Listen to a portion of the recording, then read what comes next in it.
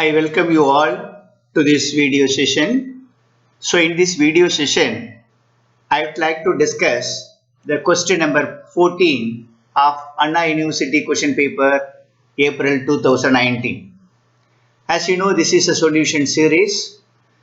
Frequently, we are uploading different videos for solutions to different questions. So in this video, we will focus this question. As far as the 14th question of April 2019 is concerned, two 16-mark questions either are type you know. The first one is what is dynamic memory allocation?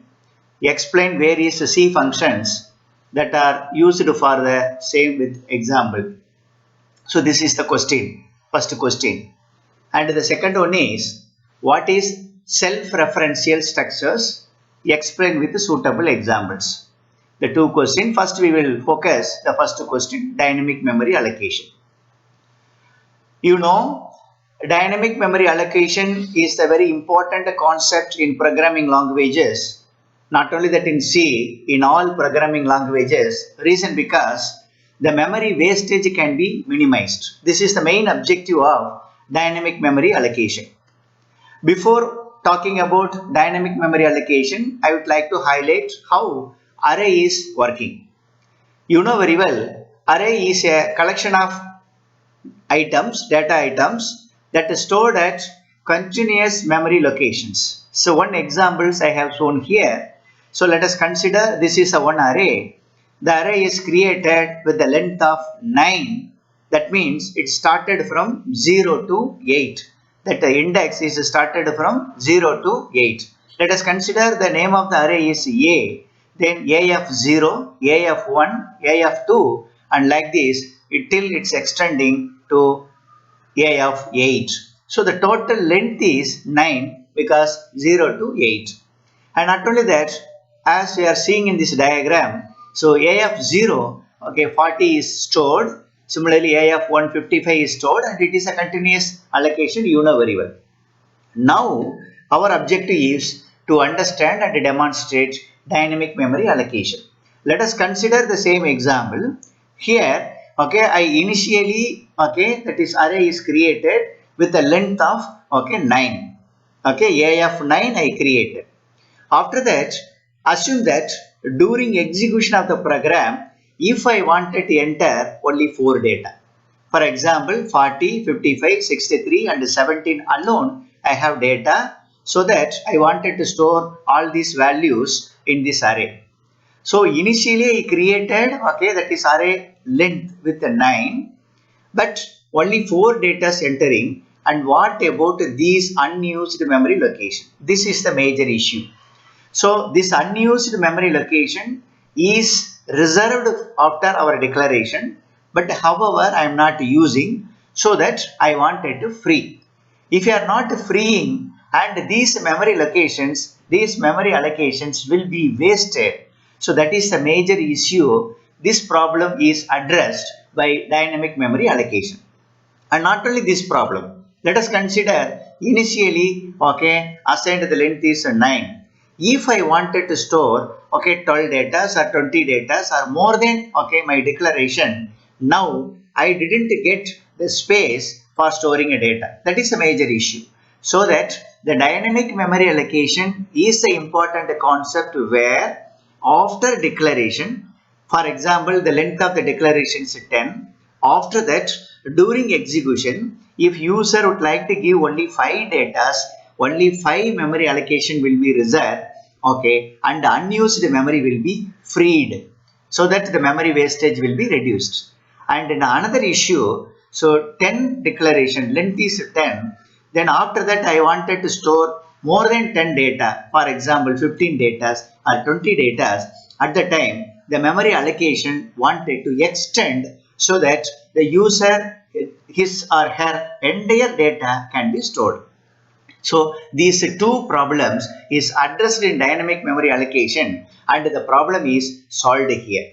Okay. So for achieving this dynamic memory allocation concept, so we have a library function, standard library function, and under the standard library function, there are 4 functions introduced. So that is malloc, that is called memory allocation, and other one is contiguous allocation, that is calloc.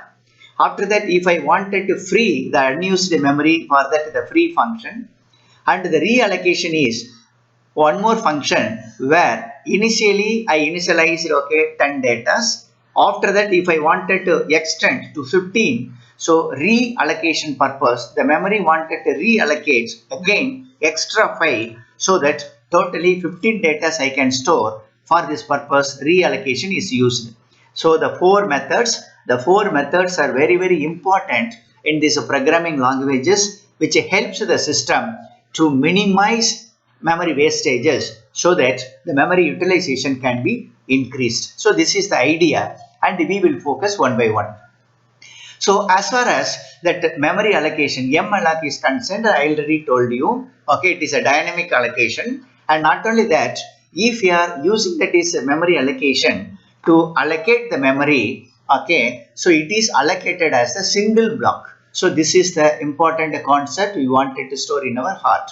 So single block. For example, see the example you can understand. So here, so memory allocations, that malloc I used, and malloc, it is used for storing integer data, and that is integer data where I can store in this memory, so that I created a one pointer. So this pointer address the starting address of the memory. From that address onwards, we can store entire data.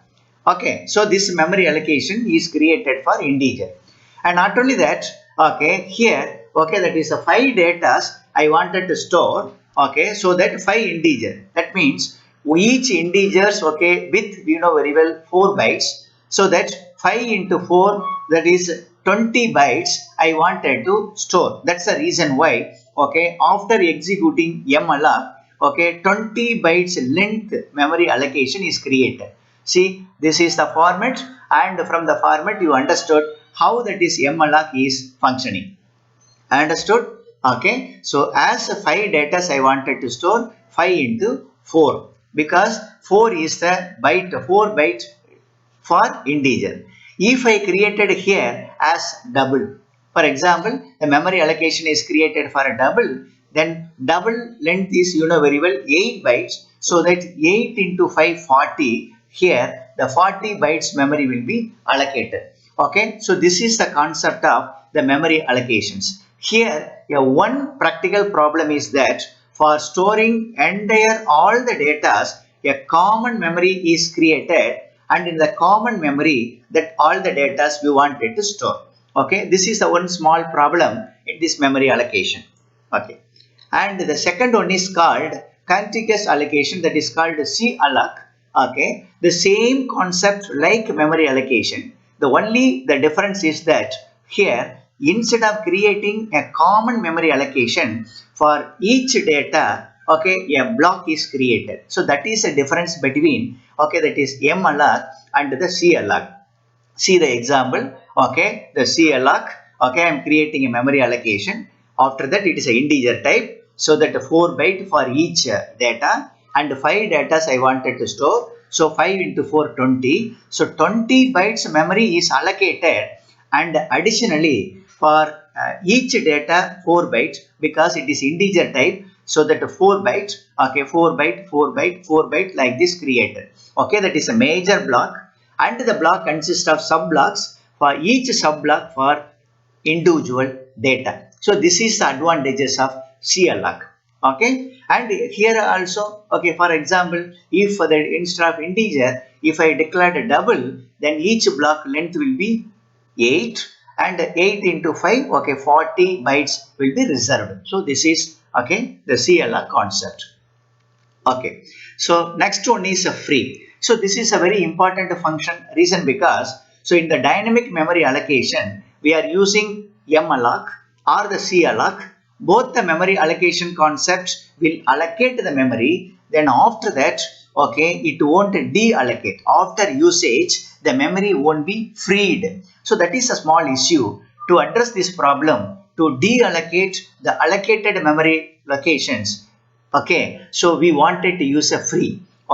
So that is the free is used Because of that, okay, the allocated memory will be freezed, okay, that is deallocated. That's the reason why it reduces the wastage of memory. So this is the advantages of free function.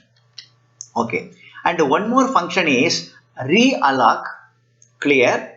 So the realloc is the extended model of alloc. Okay, it is alloc means malloc.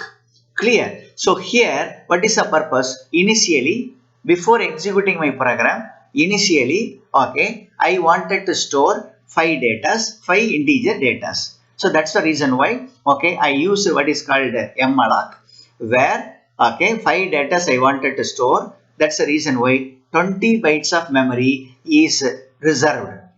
During execution, let us assume that I wanted to store more than 5 data. For example, I wanted to store 10 different integer data.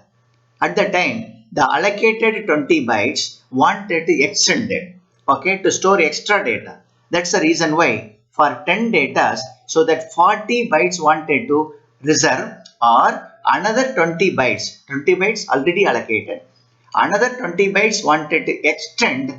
For this extension purpose, we use what is called realloc methodologies. So because of realloc, during execution, depends upon the data size, receiving a data size, depends upon the input data size, okay, we can reserve the memory dynamically. So for this purpose, we have used what is called realloc. So like this, the 4 different functions developed and introduced under that is dynamic memory allocations, that is users, programmers can use all the methods, okay, to effectively handle memory management.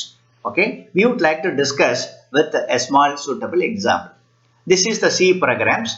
So as I already told you, okay, it is a pointer because we are handling a memory. That's the reason why, see the line number 5 here, that is one pointer is created, okay, to access that is data. Then after that, see that is line number 10. So in the line number 10, okay, that is CLF I called.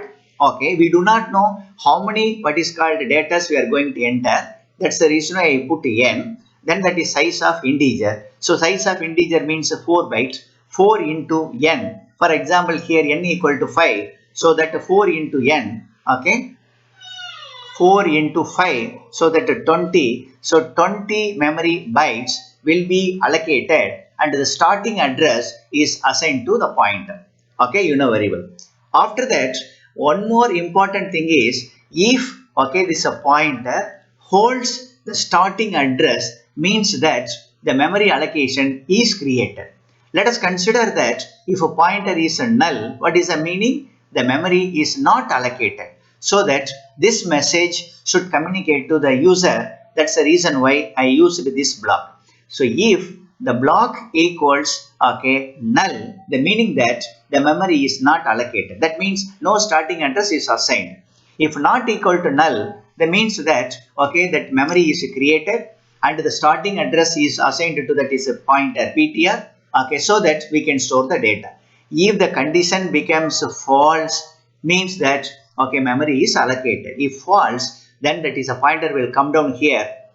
After that, we can store the data. How we can store the data? According to this program, okay, so I created a one for loop, and during a for loop, so that is if I equal to 0, the pointer of 0, okay, 1 will be assigned, because I equal to 0, I plus 1 equal to 1, okay, 1 will be assigned. During the second iteration, now I equal to 1, pointer 1, 2 will be allocated, and like this, okay, so that is memory allocations, okay, index 0, okay, 1 will be stored, okay, in 1, 2 data will be stored, and in this second index, 3 data will be stored, and like this, as per the diagram, you can understand.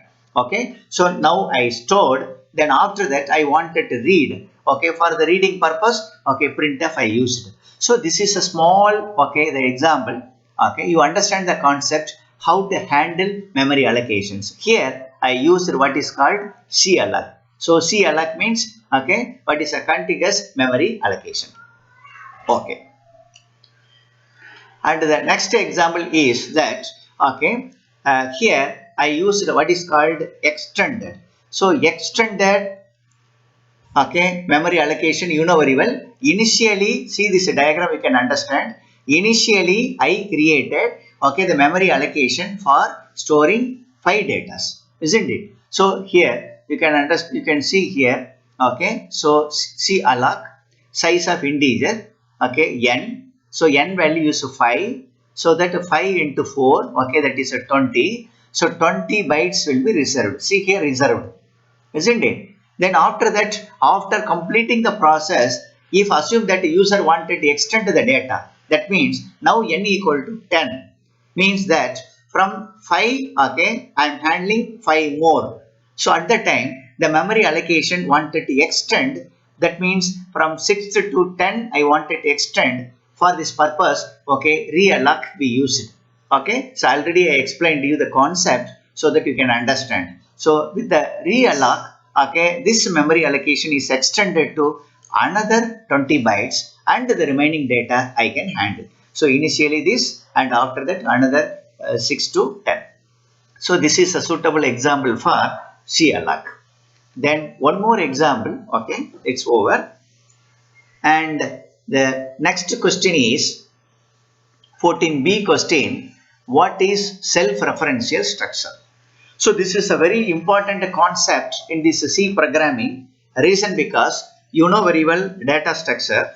The data structure is the fantastic mechanism to handle the data very effectively and efficiently so that time complexity and space complexity can be reduced. This is the main purpose of data structure.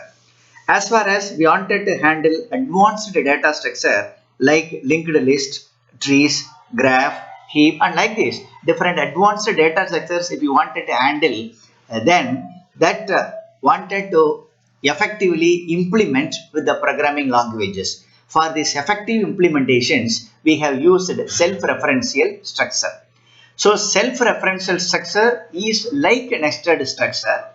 But the only difference is, see the structure. So from this, what is called the syntax, you can understand. I have created a structure and the structures given a tag. Okay, structure name is a tag. Then after that, inside that is a structure. Okay, I defined, okay, declared certain members. Okay, the structure tag and the structure members. And see here again, okay, tag. Okay, it is a pointer is created. So as far as this example is concerned, okay, structure tag, for the tag I have created a pointer, and not only that, this pointer that refers the parent, okay, the structure tag. Understand? So structure is created, tag, under that member again for this tag a pointer created, the pointer refers the parent structure. See the example. Structure node is created, structure members and all there, and for this node, okay, that is a tag, I created a pointer. Here the pointer is a link to handle the data, and not only that, this link, okay, is referring what is called the node. Node means the parent, okay, that is structure tag. Clear? So this is called self-referential structure. So we can handle, okay, in this programming languages, okay, with a suitable example I would like to explain. See, so this is a program, okay, structure I created and the structure, okay, node tag is created and this is the pointer and the pointer name also created here. So my idea here is I am creating a one node and in this node 2 data I would like to store. Then after that through the pointer I wanted to access the node content. Okay, so that is a structure over, and here, okay, that is node, okay, particular node I created two objects, object 1 and object 2. Clear? Then after that initially, so that is the link, object 1 link will be null because I am going to create a node, okay, the node is not connected to any more node, so that obviously link is 0, null. Okay, then after that in this node I am creating what is called two data 1, okay, with reference to object 1. The object 1 is for what? Okay, that is a node. Clear? So 10 stored and 20 stored. And after that, clear, see here, this object, okay, that address is assigned to, that is link. So now null becomes, or null replaced and the address of object 1 is stored to object 1 dot link. Means that okay, its node is created and okay, initial address is assigned and two data is also assigned. Similarly, created another object for the object okay, initially the second link also null okay, and after that another two data stored and the second object address is assigned. Clear? Okay, so that two nodes created and the first node okay 1020, second node 3040. Okay, so purpose is that these two nodes I created with the self-referential structure. Again I repeat, self-referential structure means okay, structure name and the same name pointer is created and the pointer is referring what is called the node. The node, this node is the parent node. That's the reason why it is called self-referential structure. Then after that the value is printing object link okay, data 1 data 2 I am printing and similarly object 2 data 1 and data 2 is printing. So that is output also we got like this. So this is a suitable example to demonstrate self-referential structure. My dear learners, watch the videos to understand the concept and if required okay, you can update modify the program to develop your programming skill. Thank you very much for watching this video. If you have any doubt, mail me or contact me over mail. Thank you very much.